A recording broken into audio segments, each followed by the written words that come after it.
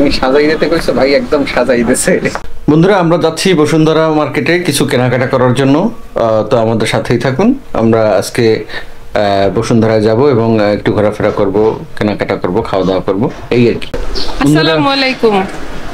আমরা বাসা থেকে বের হলাম, এখন যাচ্ছি আমরা বসুন্ধরা সিটির দিকে। তো আমরা এখন রিক্সা নেব, আমাদের সাথে থাকুন।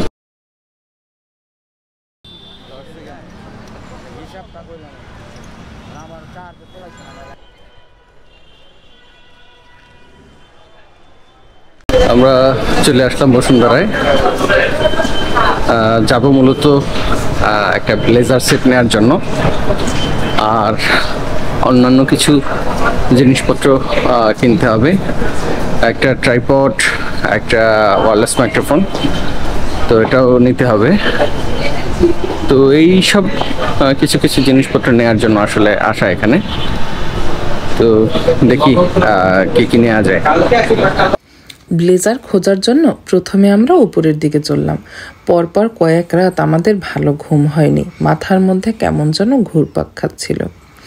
ওদিকে আবার ভাবছিলাম কোন কালারের ব্লেজারটা ভালো হবে, তার সাথে কোন কালারের টাই, কোন কালারের শার্ট, কোন কালারের জুতো ম্যাচ করবে, এ নিয়ে বেশ ভাবছিলাম। ভাবতে ভাবতেই আমরা চলে এলাম ব্লেজারের দোকানগুলোতে। আমরা একের পর এক ব্লেজার খুঁজে যাচ্ছিলাম। কোনোটির কালার পছন্দ হয়তো কাপড় পছন্দ হয় না, আবার কোনোটির কাপড় পছন্দ হলেও সাইজে মিলছিল না।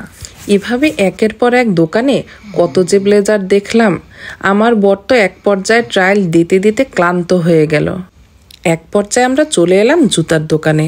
কেনাকাটা করতে করতে এক পর্যায়ে পেটে প্রচণ্ড ক্ষুধা লেগে গেল। নিচে নামতেই ছোট্ট একটি দোকান পেলাম, সেখানে যা পেলাম তাই খেয়ে নিলাম। লাঞ্চ করার পরে এক মগ কফি না খেলে যেন হয় না, যেহেতু রাতে ঘুম হয়নি তাই কফি খেয়ে নিলাম।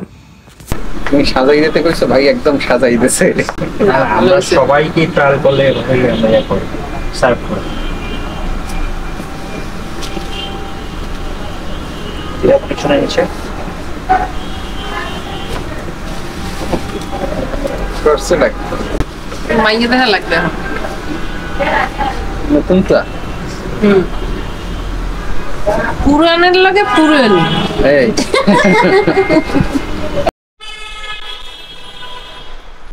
আমরা রিকশায় করে যাচ্ছি,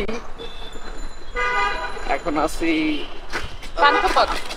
এভাবেই হাসি ঠাট্টা মজা করতে করতে আমরা বাসার উদ্দেশ্যে চললাম। মিমির ঘরের সাথে থাকার জন্য আপনাদের সবার জন্য রইল অনেক অনেক শুভকামনা। আশা করি এখন যেমন আপনারা আমাদের পাশেই আছেন, আগামীতেও আপনাদেরকে এভাবেই আমাদের সাথে দেখতে চাই।